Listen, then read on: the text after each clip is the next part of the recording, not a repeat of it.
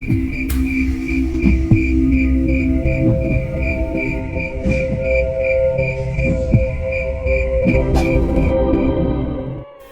Rara yang tak memberi perlawanan sama sekali, Dipa pun tertawa dengan puas. Dia mulai memandangi wajah Nadia sambil menjilat-jilat bibirnya sendiri. Sepertinya dia tidak bisa lagi menahan nafsu yang sudah menggebu-gebu di dalam dirinya. Dipa pun mulai membelai rambut Nadia, lalu mencium aroma tubuhnya. Perlahan-lahan dia mulai mencoba melepaskan kancing baju dari Nadia. Saat dia ingin menyentuh lebih jauh, aku pun langsung mengambil fotonya secara belak-belakan. Kenapa lo pakai foto segala, bro? Ucap Dipa dengan heran sambil berusaha meraih ponselku. Aku langsung sigap menghindarinya dan membuka pintu mobil secara tiba-tiba. Dipa pun spontan mengikutiku keluar dari mobil dan berusaha untuk mengejarku. Lo mau ngejebak gua ya? Bentak Dipa sambil melototiku. Kok lo takut difoto sih? Takut kesebar di sosmed ya? Tanyaku dengan senyuman jahil. Hapus gak? Bentaknya lagi. Ambil sendiri nih, kalau lo berani. Ejekku sambil tersenyum sinis. Dipa pun langsung menerjangku dengan tendangannya.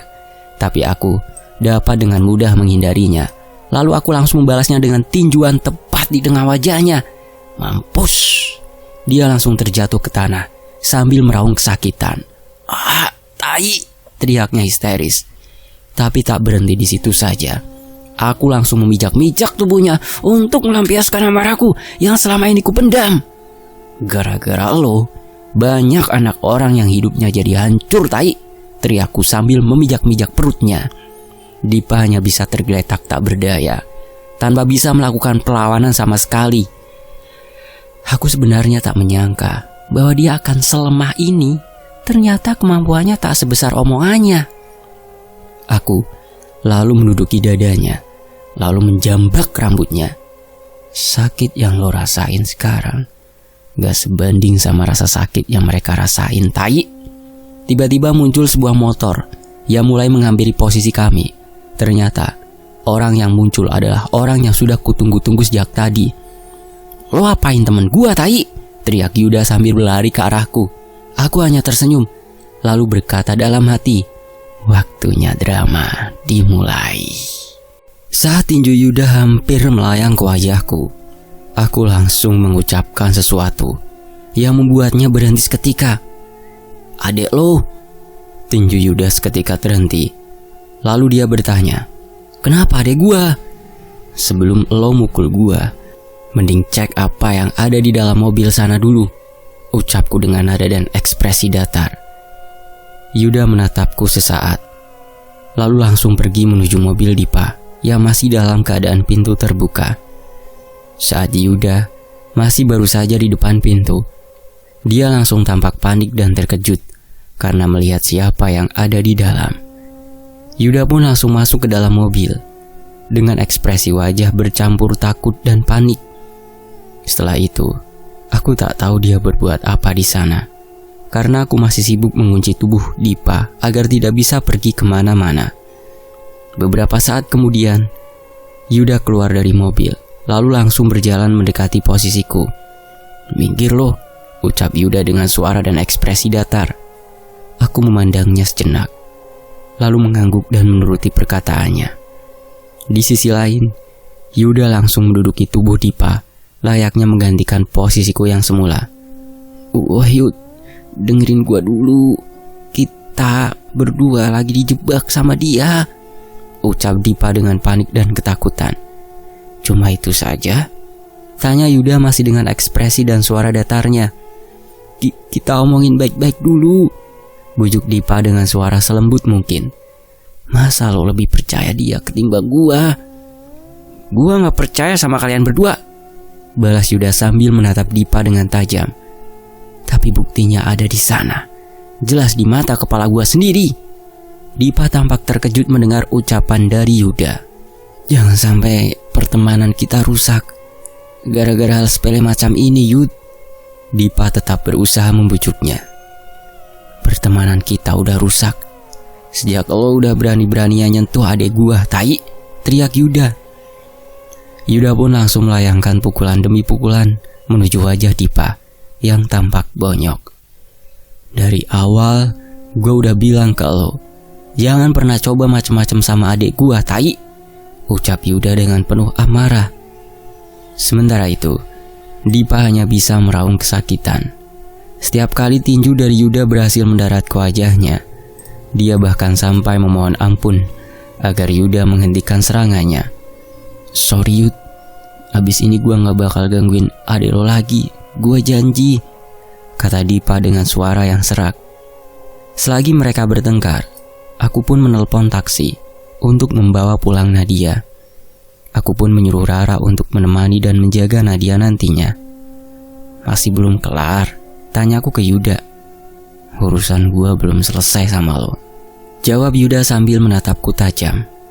Yuda pun berdiri lalu meninggalkan Dipa yang masih tergeletak lemah di tanah.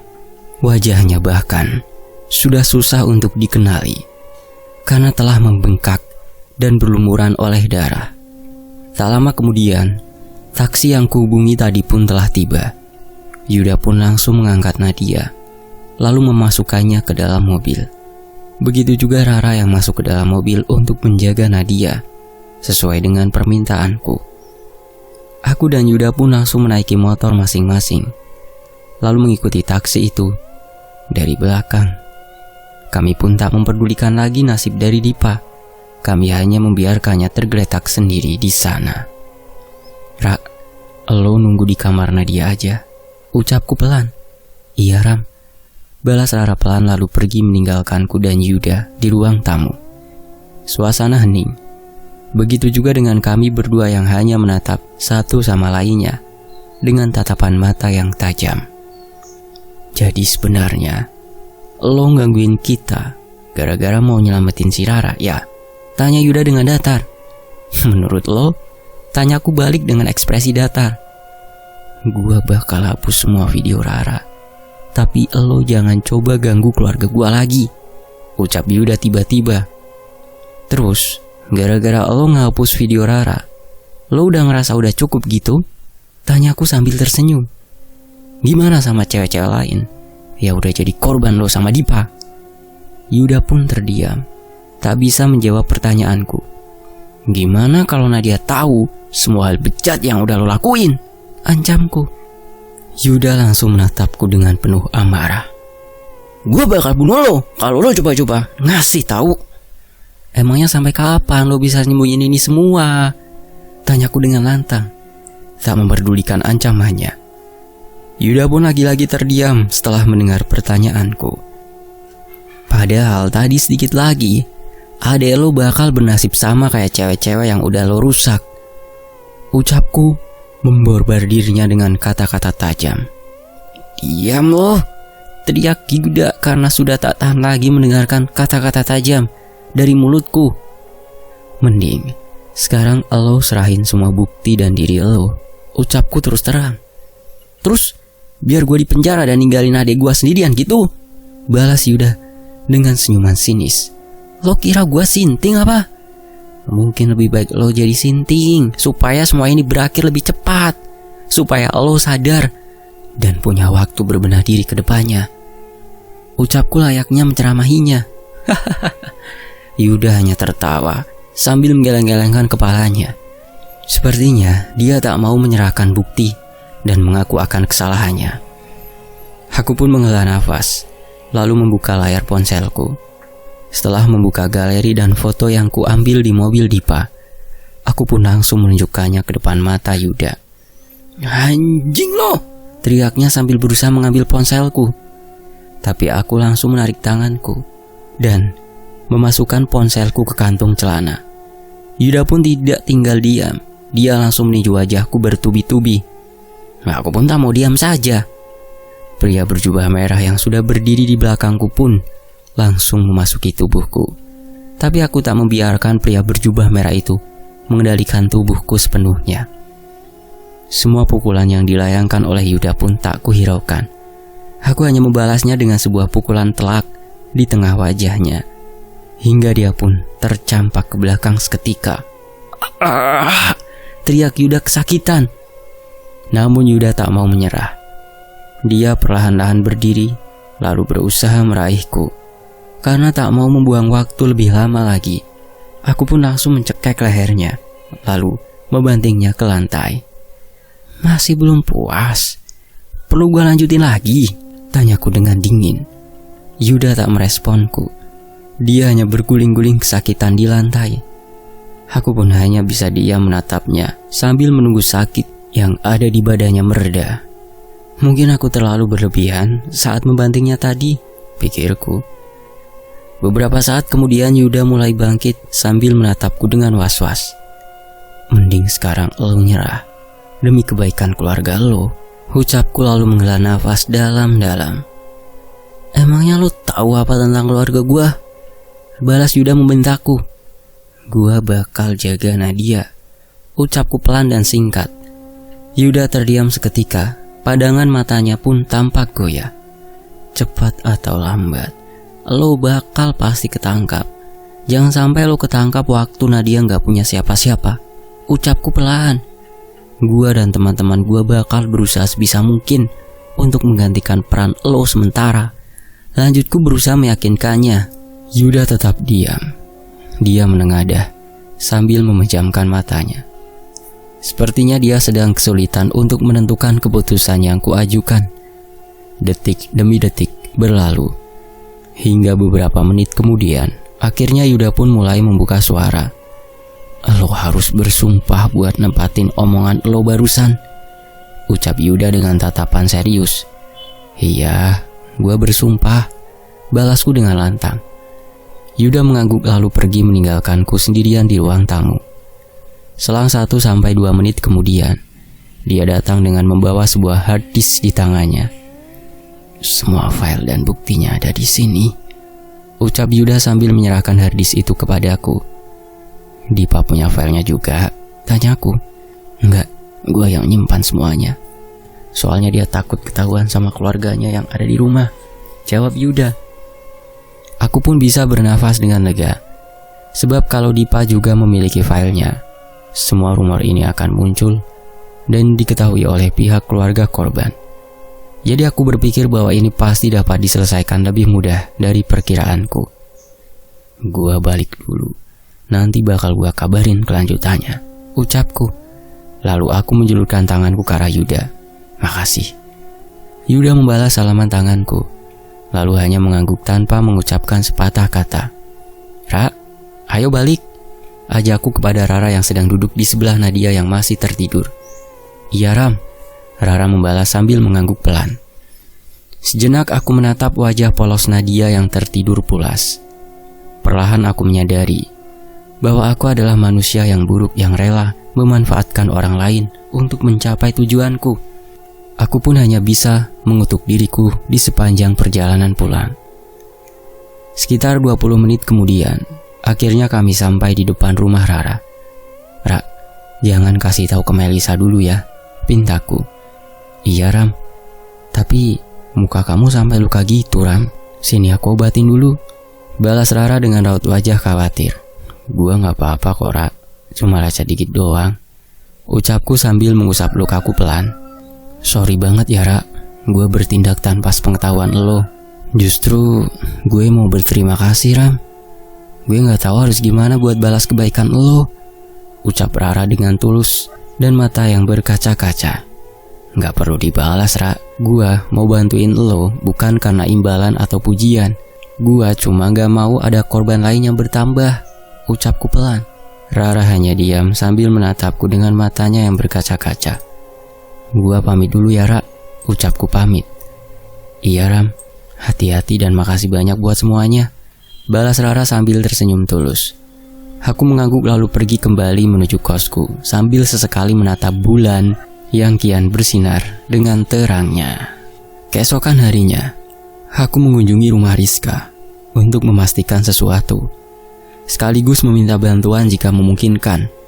Aku pun mulai menjelaskan satu persatu kronologisnya. Sembari menunduk aku berkata, maaf merepotkan Om. Santai aja, apa yang kamu minta malah nguntungin situasi Om juga kok, balas ayah Rizka. Maksudnya Om? Tanyaku dengan bingung. Perusahaan papanya Dipa itu termasuk salah satu bisnis saingan dari Om, jawab ayah Rizka.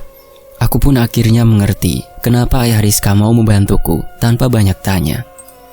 Justru Om jadi salut sama kamu, kata ayah Rizka sambil tersenyum. Aku hanya bisa merespon ucapannya dengan sebuah senyuman. Rizka tiba-tiba muncul, lalu lantas bertanya dengan khawatir. Wajah kamu kenapa bisa sampai luka, Ram? Kamu pasti berantem lagi ya? Aku hanya diam dan tersenyum canggung, karena tak bisa mengelak lagi. Itu kamu ngobatinya asal-asalan pasti, ucap Rizka sambil menggelengkan kepalanya. Sini, aku obatin deh. Gak usah kak, bentar lagi hilang kok lukanya, balasku, karena tak mau merepotkannya. Rizka tak memperdulikan ucapanku. Dia tetap pergi mengambil obat-obatan dan langsung memaksa untuk mengobati luka di wajahku. Om pergi dulu aja ya, takut ngeganggu, ucap ayah Rizka sambil tersenyum jahil. Iya pak, kalau bisa jauh-jauh dari sini aja, balas Rizka tak mau kalah. Oh gitu ya, karena udah ada cowok lain, papanya mau diusir, ucap ayah Rizka sambil tertawa kecil. Iya dong, balas Rizka sambil menjulurkan lidahnya. Waduh, kalau udah punya suami, bisa-bisa papa nggak dianggap lagi nih, lanjut ayah Rizka dengan nada usil. Aku pun cuma bisa diam dengan canggung di situasi itu. Hingga tak lama kemudian, Rizka pun selesai mengobati luka yang ada di wajahku. Kamu istirahat dulu, Ram. Muka kamu udah pucat banget soalnya. Belum lagi kita udah mau mulai kuliah lagi kan?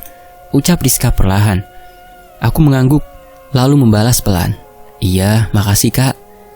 Setelah berbincang-bincang sebentar, akhirnya aku pun pamit pulang. Aku berencana untuk memberi buktinya ke David hari ini juga, agar ayahnya bisa memproses kembali kasus ini. Besok paginya aku mendapatkan kabar dari David bahwa Dipa telah ditangkap oleh polisi. Sementara itu, Yuda telah menyerahkan diri dan bersaksi secara sukarela. Ternyata pada jam 3 pagi, di saat aku masih tertidur, Yuda telah mengirimkanku sebuah pesan singkat. Jaga adik gua. Setelah mendapatkan pesan yang ditinggalkan oleh Yuda, aku merasakan perasaan yang aneh. Secara logika, seharusnya aku akan merasa lega karena berhasil menyelesaikan kasus ini. Namun, entah kenapa timbul rasa bersalah di dalam hatiku. Sementara itu langit senja yang tampak indah itu pun bahkan tak bisa mengurangi rasa kegelisahan yang ada di batinku. Otakku selalu sibuk berpikir, bagaimana cara menjelaskan apa yang terjadi dengan Yuda kepada Nadia nantinya. Di sisi lain, semuanya udah kelar Mel, ucapku pelan. Iya Ram, kerjaanku udah kelar semua, pulang yuk, balas Melisa dengan wajah yang ceria. Aku menggelengkan kepalaku. Maksudku bukan itu Mel. Jadi kelar apanya Ram? Tanya Melisa dengan bingung. Tentang masalah Rara, ucapku sambil tersenyum. Melisa pun terdiam sambil memandangiku dengan tatapan heran. Dipa sama Yuda sekarang udah di penjara. Rara sama korban lainnya udah aman karena identitasnya ditutupi, jelasku. Jadi kamu fokus jalanin hidup kamu sendiri aja Mel. Jangan banyak nangis lagi, ucapku perlahan. Aku tahu bahwa Melisa selalu menangis karena memikirkan kondisi Rara. Tampak dari matanya yang selalu sembab jika sedang sendirian.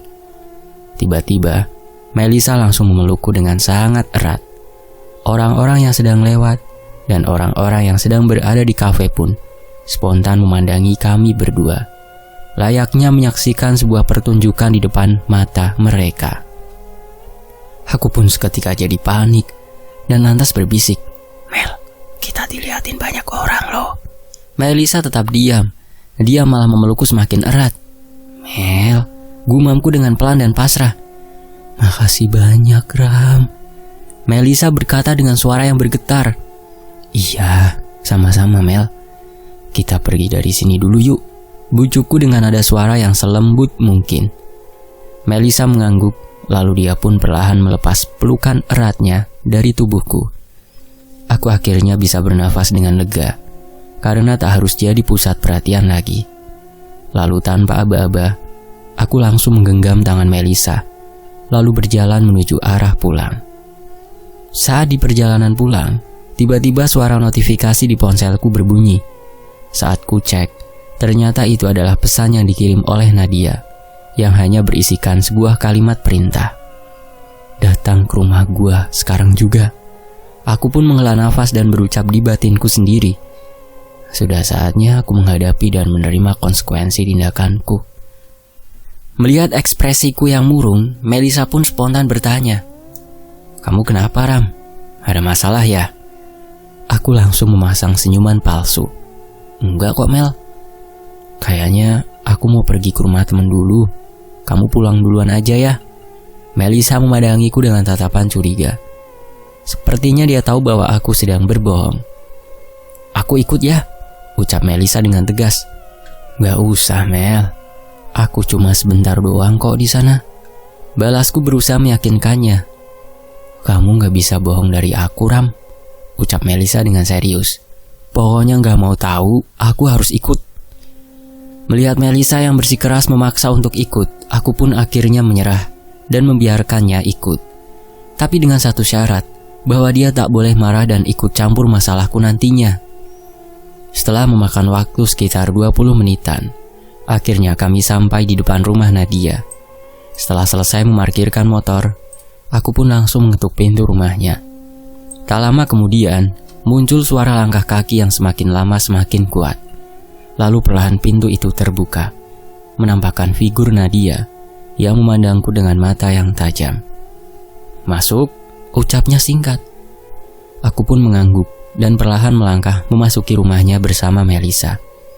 Nadia menutup pintu rumahnya, lalu membimbing kami menuju ke ruang tengah. Sesampainya di ruang tamu, Nadia menunjuk arah sofa sebagai tanda mempersilahkan kami untuk duduk. Aku pun mau tak mau harus menurutinya dengan perasaan dan tingkah yang canggung. "Dia siapa, Ram?" tanya Nadia sambil melirik ke arah Melisa. "Teman gua, namanya Melisa," jawabku dengan canggung. "Lo tahu kan, kenapa gue manggil lo untuk datang ke sini?" tanya Nadia dengan ekspresi wajah dan suara yang datar.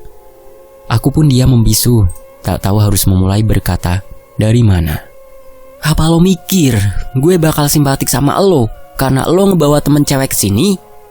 tanya Nadia dengan nada suara yang mulai tinggi. Aku pun menundukkan wajahku, karena aku tahu bahwa aku memang telah berbuat salah. Enggak, Nat," jawabku pelan. "Mel, lo nunggu di luar aja. Ada hal penting yang mau kita bicarain," ucapku pelan. "Gak usah, biar dia ikut dengerin juga," potong Nadia. Melisa menatap kami berdua dengan ekspresi heran. Sepertinya dia bingung sebenarnya masalah apa yang terjadi di antara kami berdua. "Lo yang buat kakak gue jadi di penjara kan?" tanya Nadia dengan penuh amarah. Dia menatapku dengan penuh dendam sambil memegang sebuah surat yang sepertinya ditinggalkan oleh Yuda. "Iya," jawabku pelan sambil menunduk. Nadia mulai beranjak berdiri dari sofa, lalu perlahan mendekati posisiku. Begitu juga aku yang mulai berdiri dan berhadapan dengan figurnya. Tanpa basa-basi, Nadia langsung menampar wajahku dengan keras. Saking kerasnya, suara tamparannya bahkan terdengar seperti suara cambukan. Telingaku juga sampai berdengung keras setelah terkena tamparannya. "Maaf," ucapku pelan sambil menundukkan wajahku. "Apa-apaan ini?" teriak Melisa. Melisa langsung bangun dari sofa dan berusaha menyerang Nadia, tetapi aku langsung menahan tubuhnya. "Ingat janji kamu yang tadi, Mel." "Kamu kok diam aja sih, Ram? Aku gak terima kamu sampai dikasarin sama dia," balas Melisa dengan ekspresi yang marah. "Gua emang pantas buat nerima ini," ucapku, lalu memaksa Melisa untuk kembali duduk di sofa. Nadia memandangiku dengan mata yang tajam. "Jadi selama ini lo deketin gue hanya buat ngejebak kakak gue?" tanya Nadia pelan. Aku mengangguk pelan. "Iya." Nadia pun memejamkan kedua matanya, lalu bertanya, "Lo gak ada rasa ke gue?" Aku hanya diam, tak menjawab pertanyaan darinya. Melihatku yang hanya diam, Nadia pun tersenyum dan tertawa kecil. Walau aku tahu sebenarnya ada kesedihan dan kekecewaan mendalam di balik senyum dan tawanya itu. "Kenapa lo sampai lakuin ini semua? Apa salah kakakku?" tanya Nadia dengan dingin. "Karena kakak lo harus menerima hukuman dari semua perbuatan dia," jawabku. "Salah kakak gue apa?" bentak Nadia penuh emosi, sampai-sampai dia ngos-ngosan karena nafasnya yang tak beraturan. "Dia udah ngelecehin beberapa cewek," ucapku sambil memejamkan mata. Nadia pun diam seketika. Dia hanya memandangiku layaknya tak percaya akan apa yang barusan ku katakan.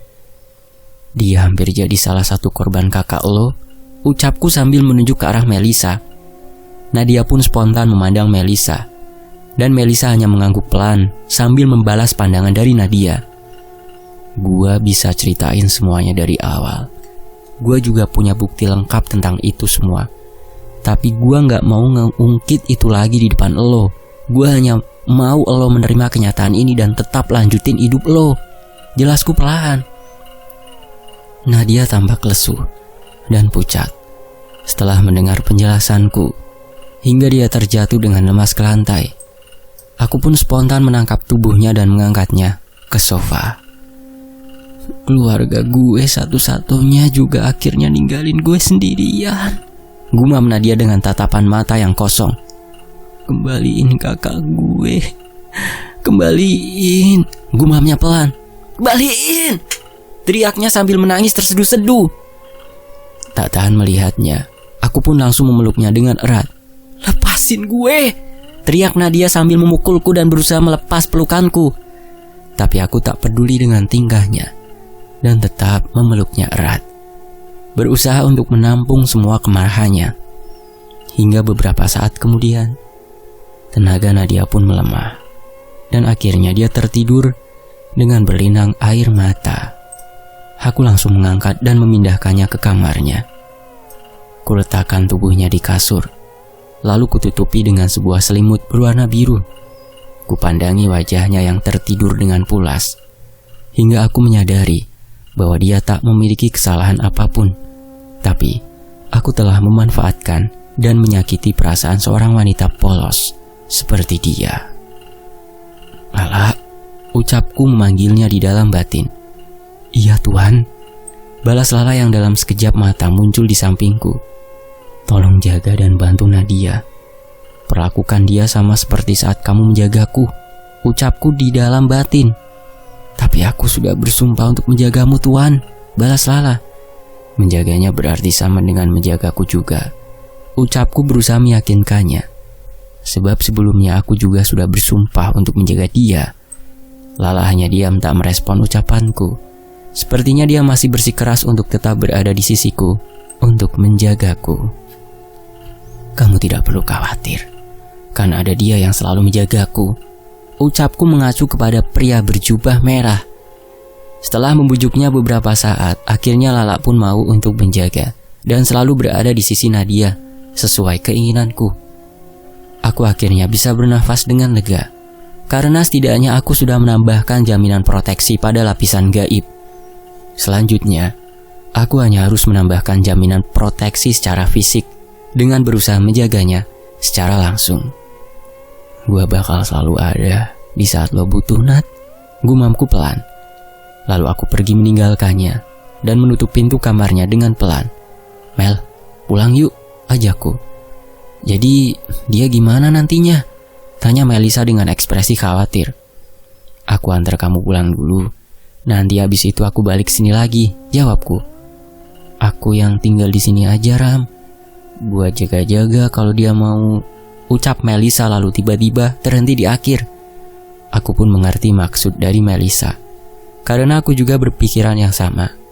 Aku tak ingin Nadia melakukan hal-hal aneh, seperti melukai dirinya sendiri atau bahkan sampai bunuh diri. "Gak apa-apa, nanti kamu bakal repot. Jadi biarin aku aja yang jagain Nadia," balasku. "Biarin aku aja, Ram. Aku ngerti perasaan dia. Karena sekarang aku juga ngerasain hal yang sama kayak dia," ucap Melisa perlahan. "Kamu yakin, Mel? Bukannya kamu harus kuliah sama kerja di kafe besok?" tanyaku karena merasa tak enak. "Gak apa-apa, Ram. Ini jauh lebih penting dari itu. Kalau urusan kerja, besok kamu jemput aku aja. Kita ganti-gantian ngejagain dia, jawab Melisa. Melihat Melisa yang bersikeras untuk menjaga Nadia, aku pun mau tak mau menuruti perkataannya. Ya udah Mel, kalau ada apa-apa langsung kabarin aku aja ya. Jangan lupa juga buat kunci semua pintu rumah, ucapku mengingatkannya sambil berjalan menuju pintu keluar rumah. Iya Ram, hati-hati di jalan, balas Melisa sambil mengantarku keluar dari rumah. Aku pun mengangguk, lalu menaiki motor dan pergi pulang menuju kosku. Lagi dan lagi, cahaya rembulan yang terang benderang sedang mendampingi gelapnya malam. Aku pun bertanya pada diriku, apakah aku berada pada sisi terang atau sisi gelap? Tetapi yang ku tahu pasti, cahaya dan kegelapan adalah dua sisi yang tak bisa dipisahkan. Langit pagi itu tampak mendung. Suasana pun juga menjadi tampak muram karenanya. Tetapi apa yang kurasakan pagi itu berbanding terbalik dengan suasana sekitarku.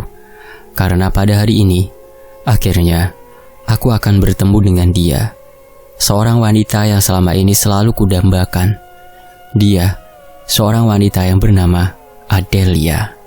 Kita masuk kelas E25 ya? Tanya Steven. Iya, tapi kita gak sekelas sama Jessica ya? Tanyaku balik. Sekelas kok. Tapi dia biasanya datang agak telat, jawab Steven. Hari ini adalah hari pertama masuk kuliah. Sebelumnya aku dan Steven sudah menyamakan semua jadwal kelas kami. Jadi, untuk seterusnya kami bisa berangkat dan mengerjakan tugas bersama-sama. Di saat kami sedang berjalan menuju gedung dan ruangan kelas kami, aku selalu menyempatkan diriku untuk menoleh ke sekitarku, untuk mencari keberadaan Adelia. Lo ngapain sih? Kayak lagi nyari orang hilang aja, ucap Steven dengan heran dan risih. Aku hanya diam tak merespon ucapannya, dan tetap fokus memandangi orang-orang di sekitarku. Tetapi orang yang kucari-cari tak kunjung tampak. Bahkan setelah sampai di dalam kelas pun, aku tak menemukan bayangannya. Gak usah dicariin Ram, ntar dia bakal nongol sendiri juga, ucap Steven sambil melirikku dengan sebelah matanya. Iya, balasku singkat. Walau sebenarnya perasaanku tak bisa sabar lagi. Bahkan di sepanjang kelas berlangsung, aku tak bisa berhenti memikirkan dirinya. Aku tak bisa membendung rasa rindu untuk memandang figurnya, mendengar suara merdunya, dan berjalan bersama dengannya. Sampai jumpa di pertemuan selanjutnya, ucap dosen yang sedang mengakhiri kelas. Tanpa basa-basi, aku langsung pergi keluar secepatnya sambil mencoba mencari tahu keberadaan dari Adelia. Aku mulai berkeliling ke kelas-kelas sekitar, tapi hasilnya tetap nihil. Hingga akhirnya aku pun menyerah dan memutuskan untuk pulang dengan Steven. Namun baru saja sampai di depan pintu keluar kampus, tangisan dari langit mulai jatuh membasahi bumi. Hujan mulai turun dengan derasnya, diiringi oleh suara gemuruh dan petir yang mulai menyambar. Aku dan Steven pun terpaksa menunggu di depan gedung kampus. Terpaksa menunggu hujan reda karena tak membawa payung. Suara guyuran hujan itu pun bagaikan suara penenang yang mengantarkanku ke dalam lamunan yang indah. Aku mulai membayangkan apa reaksi Adelia jika bertemu denganku. Apakah dia terkejut? Atau apakah dia akan tersenyum? Membayangkannya saja sudah membuatku merasa senang. Ram, itu ada si Adel noh, ucap Steven secara tiba-tiba yang berhasil membangunkanku dari lamunan. Aku langsung terperanjat dan mulai memandang seorang figur yang sedang mengenakan kemeja hitam dan menggenggam sebuah payung di tangannya. Tanpa aba-aba, aku langsung berlari menuju posisinya. Tak peduli akan hujan deras yang membasahi tubuhku, karena perasaan menggebu-gebu ini tak bisa ku tahan lagi. Woi Ram, teriak Steven karena terkejut. Adelia spontan terhenti saat melihatku sedang berdiri di hadapannya. Kami mulai saling memandang satu sama lainnya. Di bawah derasnya hujan yang tak mau berhenti, ku pandang dirinya dari dekat. Dia sungguh tampak sangat anggun. Aku merasa aura dan penampilannya tampak berbeda dari sebelumnya. Mungkin karena efek sudah lumayan lama tak berjumpa dengannya. Halo Dek, sebelum sempat aku berbicara, Adelia sudah terlebih dahulu memotongku. Ikut aku, ucapnya pelan dan datar. Aku tak menyangka responnya akan datar seperti itu. Tak sesuai dengan apa yang kubayangkan. Lalu Adelia mulai berjalan tanpa sekalipun menoleh dan berbicara denganku. Tapi mau tak mau, aku pun mengikutinya karena merasa penasaran. Beberapa saat kemudian tibalah kami di lokasi yang tak asing bagiku. Lokasi di mana kami pernah bertengkar dan meminta maaf satu sama lainnya. Lokasi yang menjadi saksi atas salah satu kenangan kami, yaitu lokasi belakang kantor PEM. Sesampainya di sana, Adelia berbalik badan lalu memandangiku dalam diam. Entah kenapa, aku merasakan ada sesuatu hal yang janggal dan berbeda darinya. Dia tampak menjadi orang yang berbeda dari orang yang selama ini ku kenal. "Kenapa chatku yang kemarin gak dibales, Del?" tanyaku. Adelia tetap diam tak merespon ucapanku. "Aku mau minta maaf soal yang kemarin," ucapku perlahan. Adelia masih diam, dia hanya melirikku dengan ekspresi datarnya. Aku pun menjadi panik, karena tak tahu harus berbuat apa di situasi yang canggung dan dingin ini. "Kamu masih marah ya? Jangan suka marah-marah dong. Nanti makin cepet tua loh." Candaku berusaha mencairkan suasana. "Mulai sekarang, jangan deket-deket aku lagi. Soalnya aku udah punya pacar," ucap Adelia tiba-tiba. Bagiku, ucapan Adelia itu bahkan lebih mengejutkan daripada suara petir yang menyambar. Aku tak menyangka itu adalah kalimat yang diucapkannya di saat pertama kali kami berjumpa kembali. "Pacar?" gumamku pelan. "Sejak kapan, Del?" tanyaku dengan lesu. "Dia bukan orang sini, dan kamu gak perlu tahu dia siapa," jawab Adelia datar. Lalu tanpa aba-aba, Adelia langsung berbalik dan berjalan pergi, meninggalkanku. Tapi aku langsung pergi berlari menyusulnya, lalu menggenggam salah satu tangannya. Aku berusaha menampilkan senyuman di bibirku, lalu bertanya, "Ini cuman bercanda doang kan, Del?" Adelia menoleh lalu menatap mataku dalam-dalam. "Aku serius." "Gak lucu tau, Del. Kamu cuma mau ngerjain doang kan?" tanyaku berusaha untuk menyangkal semua perkataannya barusan. Adelia langsung melepaskan genggaman tanganku dengan paksa lalu berkata, "Mulai sekarang, kita gak usah berteman lagi, Ram." Aku terdiam seketika. Rasa marah, kecewa, sedih, dan kebingungan bercampur menjadi satu. Perkataan Adelia itu membuat dadaku terasa sesak, membendung semua rasa itu. "Untuk terakhir kalinya, sebelum kamu pergi, aku cuma mau nanya satu hal ini doang," ucapku sambil menatapnya dalam-dalam. "Apa semua yang kurasakan itu bohong?" tanyaku pelan. Tampak pupil mata Adelia yang sedikit bergetar, tapi dia langsung memasang ekspresi datarnya lagi dan berusaha menyembunyikan perasaannya dariku. "Iya," jawabnya dengan ekspresi dan suara yang datar. Adelia lalu berpaling dan mencoba untuk pergi meninggalkanku lagi. Tapi aku tak mau menyerah. Aku langsung menggenggam tangannya dengan erat. "Aku tahu kamu lagi bohong, Del," ucapku. "Lepasin gak?" balas Adel dengan nada yang mulai meninggi. "Gak bakal gua lepasin sampai lo jujur," ucapku tak mau kalah. "Peringatan terakhir, jangan salahin aku kalau harus pakai cara kasar," ucapnya mengancamku. Aku tak menghiraukan ancamannya. Aku tetap lanjut bertanya, "Apa semua kenangan yang udah kita laluin gak ada artinya buat lo?" Aura dan energi dari Adelia tiba-tiba mulai memancar dengan tajam. Begitu juga dengan tatapan matanya yang dingin. Dia perlahan mengarahkan telapak tangannya ke dadaku. Lalu secara tiba-tiba aku langsung terhempas ke belakang dengan sendirinya, tanpa adanya sentuhan. Aku tergeletak di lantai, masih syok akan apa yang terjadi barusan. Dadaku terasa sangat sesak akibat dorongan kuat energi itu. Telingaku juga mulai berdengung dengan keras. Begitu juga dengan pandanganku yang mulai kabur. Tapi semua rasa sakit itu tak sebanding dengan rasa sesak dan sakit yang muncul di perasaanku.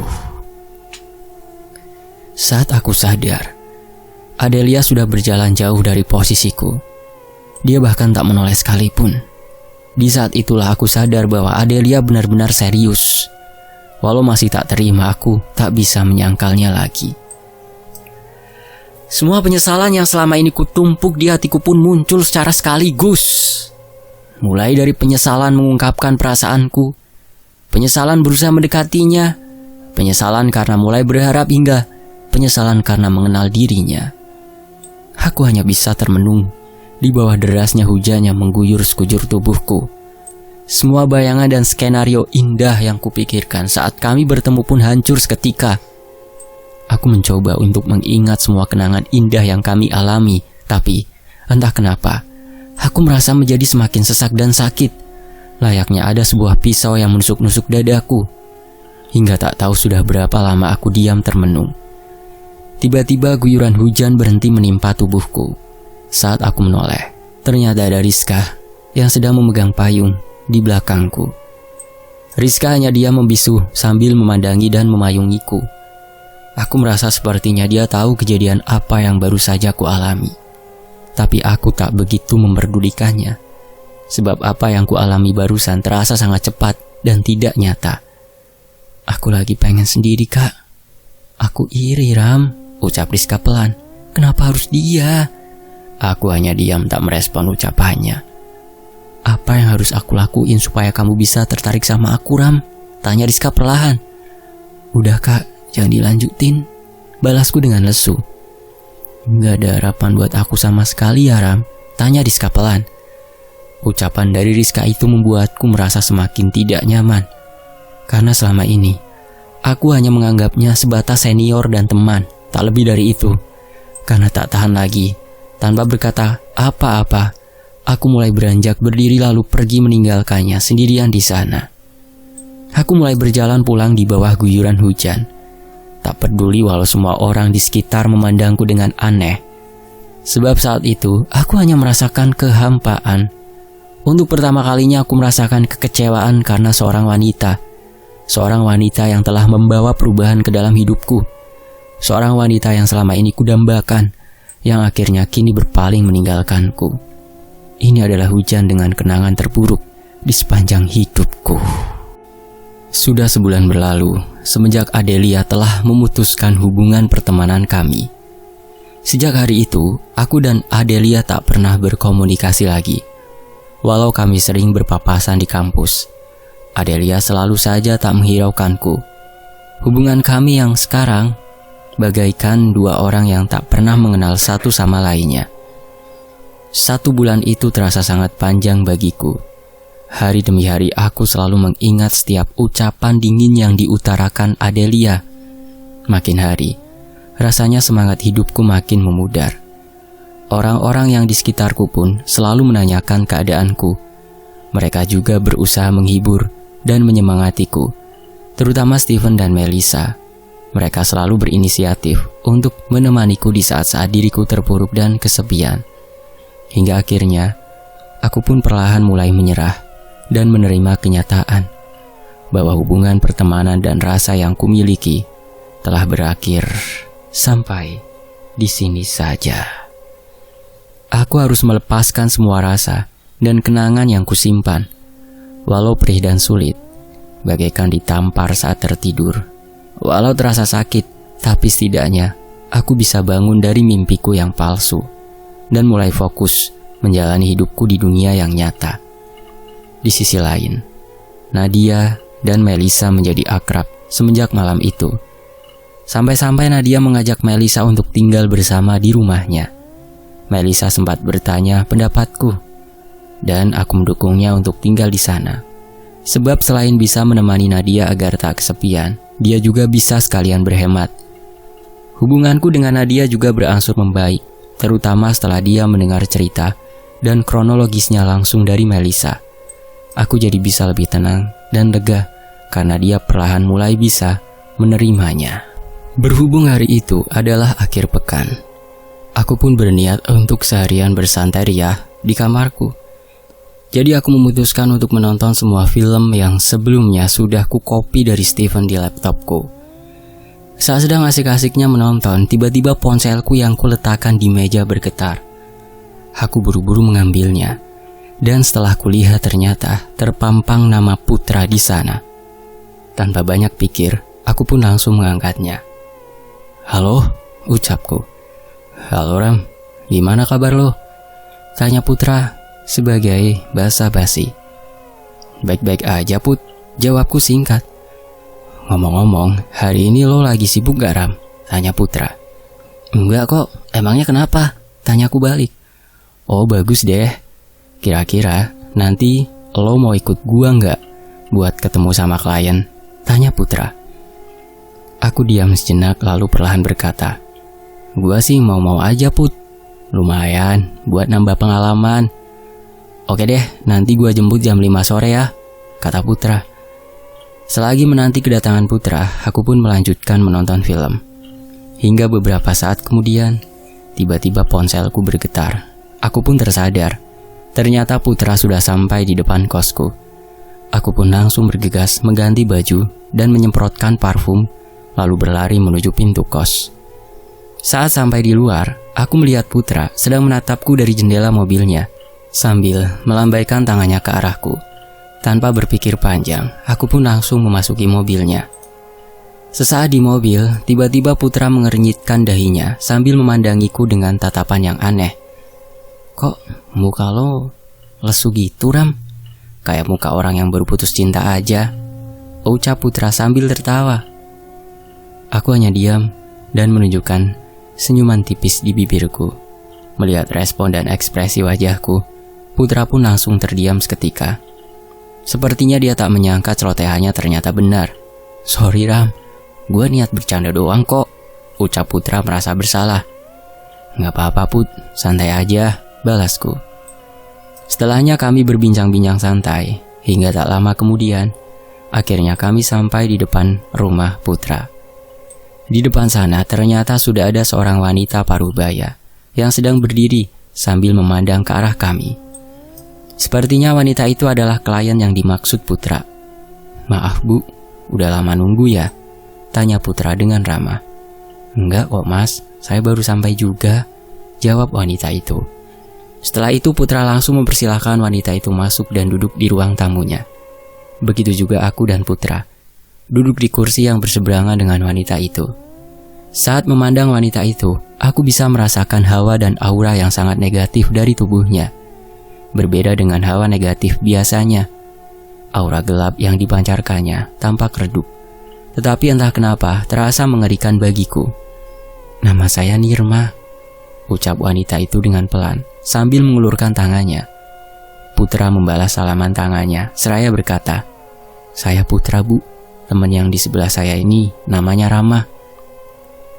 Bu Nirma hanya mengangguk pelan. Melihat Bu Nirma yang tampak lesu, aku jadi berpikir, apa dia sebenarnya memang pemalu? Atau menjadi murung karena sedang dilanda banyak masalah? Jadi ibu punya keluhan apa ya? Boleh pelan-pelan diceritakan ke saya, kata Putra dengan ramah. Saya pakai pesugihan Mas, Bu Nirma berkata secara belak-belakan dan dengan nada yang datar. Entah kenapa, mendengar ucapannya langsung membuat bulu kuduku berdiri. Aku juga merasa suasana ruangan pun seketika menjadi dingin dan tegang. Setelah diam sejenak, perlahan Putra mulai bertanya. Bisa dijelaskan lebih detail lagi Bu? Saya butuh bantuan Mas, bantuan untuk batalin pesugihan itu, ucap Bu Nirma dengan tatapan penuh harap. Memangnya perjanjian itu sudah berjalan berapa lama Bu? Tanya Putra. Ini minggu yang keempat Mas, jawab Bu Nirma. Kalau boleh tahu, apa alasan ibu bisa buat ikut pesugihan? Tanya Putra dengan penasaran.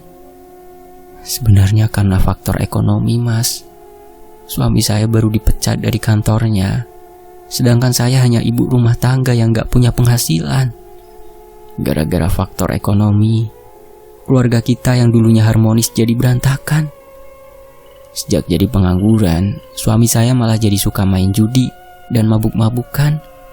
Suami saya gak betah di rumah dan hanya pulang tengah malam saja setelah habis mabuk-mabukan. Penghasilan sudah tidak ada, tapi uang yang semakin menipis malah dia hambur-hamburkan untuk judi. Otomatis saya marah dan mencoba menegur suami saya. Tapi suami saya malah marah dan tetap melanjutkan judinya. Sejak itulah saya selalu bertengkar setiap kali bertemu dengan suami saya. Bu Nirma tampak sangat sedih saat menceritakan tentang kisahnya. Sedangkan aku dan Putra hanya diam menyimak setiap ucapan yang keluar dari mulut Bu Nirma. Saya sudah putus asa waktu itu, karena makin hari kehidupan keluarga saya semakin terasa sengsara. Makanya saya jadi tergoda untuk mengikuti pesugihan yang ditawarkan teman saya. Teman ibu itu nawarinya gimana ya? Potong Putra. Teman saya awalnya bilang kalau dia udah ikut pesugihan itu sekitar 1 tahun. Dia cerita kalau keadaan kehidupannya yang dulu juga sama seperti saya. Tapi semenjak ikut pesugihan itu dia langsung kaya dalam sekejap. Terus dia bilang kalau tumbalnya itu bukan harus dari keluarga. Dia boleh menumbalkan orang lain yang ikut menikmati hartanya secara cuma-cuma. Jelas Bu Nirma dengan panjang lebar. Putra mengangguk lalu bertanya, jadi akhirnya ibu setuju karena berpikir kalau keluarga ibu bisa aman dari pesugihan itu ya? Bu Nirma mengangguk. Iya mas. Jadi kenapa ibu mau berhenti sekarang? Bukannya keluarga ibu katanya bakal aman? Tanya Putra dengan bingung. Bu Nirma menggelengkan kepalanya. Ternyata teman saya bohong mas. Kok bisa bu? Bukannya seharusnya udah ada perjanjian dari awal? Tanya Putra dengan heran. Waktu saya ritual tidak ada janji yang disebutkan, jawab Bu Nirma. Putra mengernyitkan dahinya. Sepertinya dia merasa ada sesuatu yang janggal. Terus, apa ibu pernah ketemu sosok makhluk yang mengabulkan pesugihan itu? Bu Nirma mengangguk pelan. Ekspresi wajahnya menunjukkan ketakutan yang sangat mendalam, bagaikan orang yang mengalami trauma. Apa bisa dijelaskan wujud sosoknya, Bu? Tanya Putra dengan nada yang berhati-hati. Bu Nirma menghela nafas jenak, lalu mulai menjawab. Sebenarnya, saya sudah bertemu dengan dia sejak pertama kali melakukan ritual. Saat melakukan ritual, pandangan saya tiba-tiba gelap. Saat pandangan saya kembali, saya melihat 2 lilin besar dan sebuah altar. Waktu melihat ke sekitar, di situ saya akhirnya sadar kalau saya sedang berada di dalam sebuah gua. Tiba-tiba muncul laki-laki yang sangat tampan di depan saya. Tubuhnya kekar dan gagah. Ekspresi wajahnya tampak sangat ramah. Beberapa saat dia cuma diam memandangi saya dari ujung kaki sampai ujung kepala. Bu Nirma menundukkan wajahnya lalu berkata, ujung-ujungnya dia mengajak saya melakukan hubungan intim, mas. Saya berusaha menolak, tetapi badan saya terasa kaku dan tidak bisa digerakkan. Saya hanya bisa menjerit di dalam hati tanpa bisa melakukan perlawanan. Ucapnya dengan suara yang bergetar. Saya hanya bisa pasrah dan berharap itu saya lakukan untuk terakhir kalinya. Tetapi makhluk itu malah datang hampir setiap malam. Dan saat saya menolak, dia langsung murka dan mengancam saya. Jelas Bu Nirma. Ancaman seperti apa, Bu? Tanya Putra. Dia mengancam untuk mengambil nyawa keluarga saya, mas. Tampak raut wajah Bu Nirma yang ketakutan. Putra diam sejenak. Dia tampak sedang berpikir keras. Saat saya ingin menjumpai Ayu, teman saya yang menawarkan pesugihan itu, ternyata dia sudah meninggal, mas. Saat saya sampai di rumahnya, mantan anggotanya memberi saya sebuah amplop yang masih tertutup rapat. Setelah saya buka, ternyata isi suratnya itu. Lalu tiba-tiba Bu Nirma berhenti berbicara dan hanya diam beberapa saat. Kenapa, Bu? Tanya Putra bingung. Kutunggu kau di dasar neraka, Nirma, ucap Bu Nirma pelan. Tiba-tiba listrik padam. Kegelapan pun menyelimuti kami bertiga.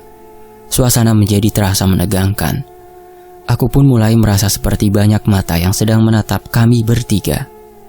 Bulu kuduku berdiri dengan kencang. Aku tak henti-hentinya merinding karena merasakan hawa-hawa negatif yang kelam. Ini ada apa ya, mas? Tanya Bu Nirma dengan suara ketakutan. Gak apa-apa, Bu, tenang dulu. Saya coba cari tahu dulu, jawab Putra perlahan. Tak berhenti di situ saja. Tiba-tiba muncul suara geraman kuat bagaikan suara hewan buas dari arah luar rumah. Aku dan Putra pun spontan langsung bersiaga. Ketiga harimau dan pria berjubah merah muncul di sisi kami seketika.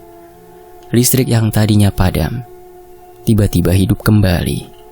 Aku dan Putra melihat sekitar, tetapi tak ada entitas apapun di sana.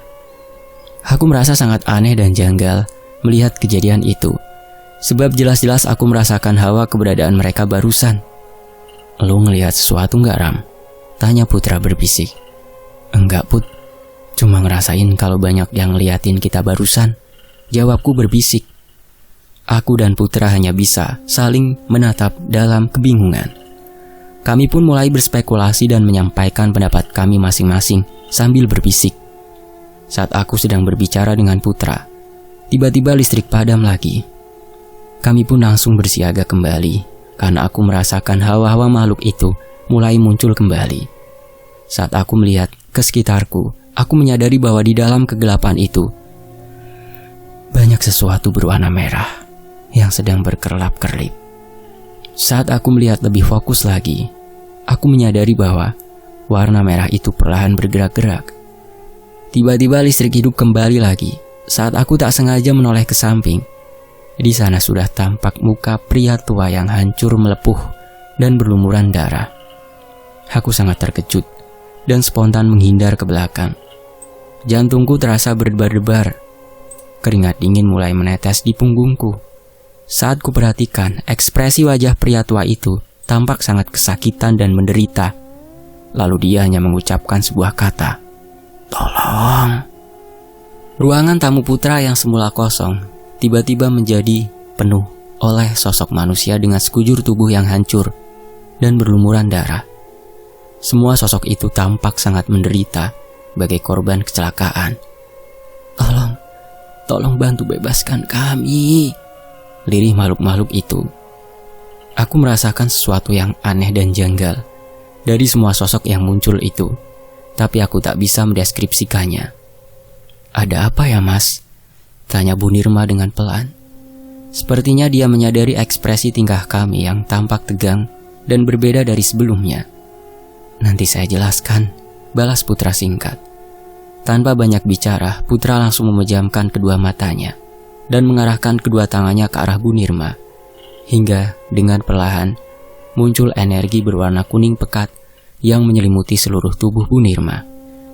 Di sisi lain, sosok-sosok dengan penampilan yang menyeramkan itu perlahan mulai menghampiri posisi kami yang sedang duduk di kursi.